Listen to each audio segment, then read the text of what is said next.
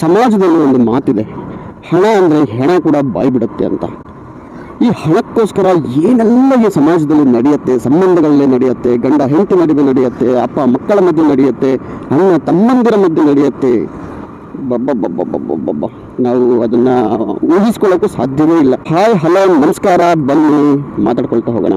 ಹಣ ಎಂಥವರಿಗೂ ಕೂಡ ಆಸೆಯನ್ನು ಹುಟ್ಟಿಸುತ್ತೆ, ಅದು ಸಹಜ ಕೂಡ. ಹಣ ಇರಬೇಕು, ಹಣಕ್ಕೋಸ್ಕರ ಆಸೆ ಪಡಬೇಕು, ಹಣ ಇನ್ನೂ ದುಡಿಬೇಕು ಅನ್ನೋ ಒಂದು ಹಂಬಲ ಇರಬೇಕು.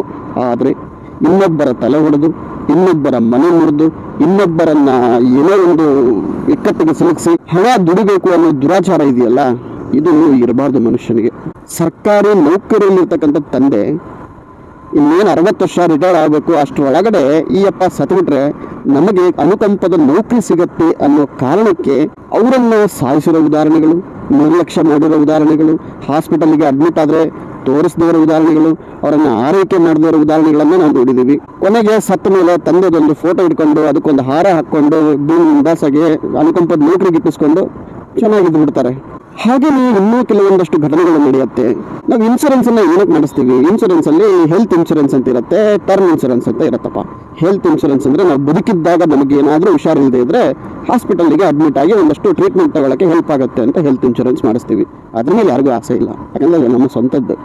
ಇನ್ನು ಟರ್ಮ್ ಇನ್ಶೂರೆನ್ಸು ನಾನು ಸತ್ತ ನಂತರ ನನ್ನ ಹೆಂಡತಿ, ಮಕ್ಕಳು ಅಥವಾ ತಂದೆ ತಾಯಿ, ನನ್ನನ್ನು ನಂಬಿದವರು ಬೀದಿಗೆ ಬರದೇ ಇರಲಿ ಅಂತ ಟರ್ಮ್ ಇನ್ಶೂರೆನ್ಸನ್ನು ಮಾಡಿಸ್ತಾರೆ.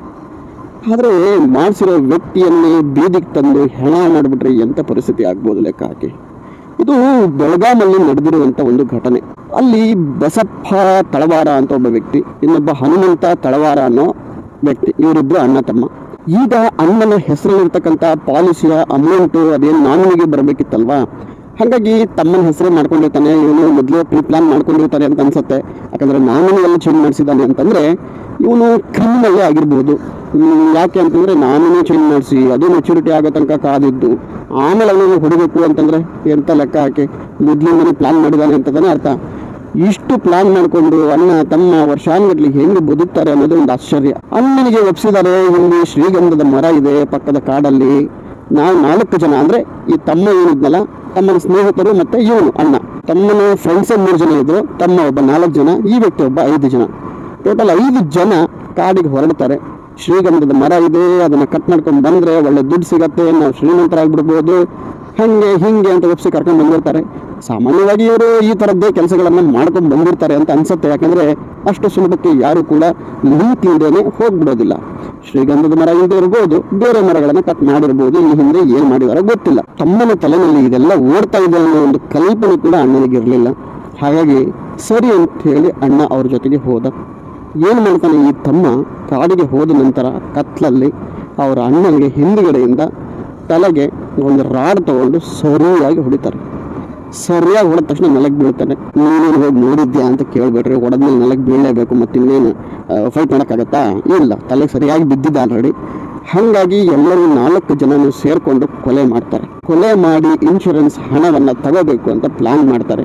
ಅಂದರೆ ತಾವು ಅಂದ್ಕೊಳ್ತಾರೆ ಬೆಕ್ಕು ಕಣ್ಣು ಮುಚ್ಕೊಂಡು ಹಾಲು ಕುಡಿದ್ರೆ ಯಾರು ನೋಡೋದೇ ಇಲ್ಲ. ನಾವಿರ್ತಕ್ಕಂಥದ್ದು ಚಿಕ್ಕ ಹಳ್ಳಿಯಲ್ಲಿ, ಇಲ್ಲಿ ಯಾವ ಪೊಲೀಸ್ನವ್ರು ಬರಬೇಕು, ಇಲ್ಲಿ ಯಾರು ಇವ್ರ ಬಗ್ಗೆ ಕಂಪ್ಲೇಂಟ್ ಕೊಡಬೇಕು, ಏನೋ ಒಂದು ಹೇಳಿದ್ರೆ ಆಯ್ತು, ಅಲ್ಲಿ ಬಿದ್ದ ಇಲ್ಲಿ ಬಿದ್ದ ಅಂತ ಹೇಳಿದ್ರೆ ಆಯ್ತು. ಹಾಗಾಗಿ ಈ ಒಂದು ಕೆಟ್ಟ ಕೆಲಸವನ್ನು ಮಾಡಿ ಸಿಗಾಕೊಂಡು ಕೊನೆಗೆ ಈಗ 4 ಜನರನ್ನು ಕೂಡ ಪೊಲೀಸರು ಅರೆಸ್ಟ್ ಮಾಡಿದ್ದಾರೆ.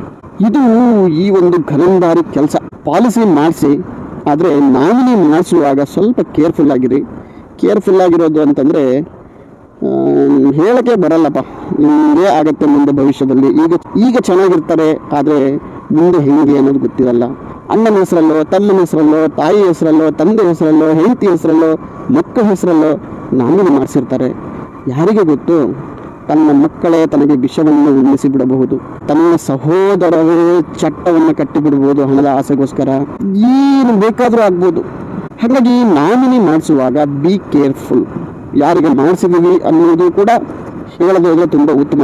ಅಕಸ್ಮಾತ್ ಅವರು ನಮ್ಮ ವಿರುದ್ಧ ತಿರುಗಿ ಬೀಳ್ತಾ ಇದ್ದಾರೆ ಅಂತ ಗೊತ್ತಾದರೆ ಆ ನಾಮಿನಿಯನ್ನ, ನಾಮ ನಿರ್ದೇಶನವನ್ನ, ತನ್ನ ನಂತರ ಹಣ ಯಾರಿಗೆ ಹೋಗಬೇಕು ಅನ್ನೋದನ್ನು ಚೇಂಜ್ ಮಾಡೋಕ್ಕೂ ಅವಕಾಶ ಇರ್ತದೆ. ನಾವು ಬದುಕಿದ್ದಾಗಲೇ ಅದನ್ನು ಚೇಂಜ್ ಮಾಡಬೇಕಾಗ್ತದೆ. ಹಾಗಾಗಿ ಈ ಜಗತ್ತಲ್ಲಿ ಹಣದ ಮುಂದೆ ಯಾವುದೂ ಇಲ್ಲ. ಇವೆಲ್ಲ ತೃಣಕ್ಕೆ ಸಮಾನ ಆಗ್ಬಿಡುತ್ತೆ. ಆದರೂ ಕೇವಲ ದುಡ್ಡಿಗೋಸ್ಕರ ಅಣ್ಣ ತಮ್ಮ ಬಡದಾಡ್ಕೊಳ್ಳೋದು, ಅಣ್ಣ ತಮ್ಮನ್ನು ಬಡದಾಡ್ಕೊಳ್ಳೋದು ಹಾಳಾಗೋಗ್ಲಿ, ಅದೆಲ್ಲ ನಡೀತಾ ಇರುತ್ತೆ, ಅದು ಲೆಕ್ಕ ಬೇರೆ. ಆದರೆ ಸಾಯಿಸೋ ಲೆಕ್ಕಕ್ಕೆ ಹೋಗೋದು ಇದೆಂಥ ನ್ಯಾಯ ರೀ?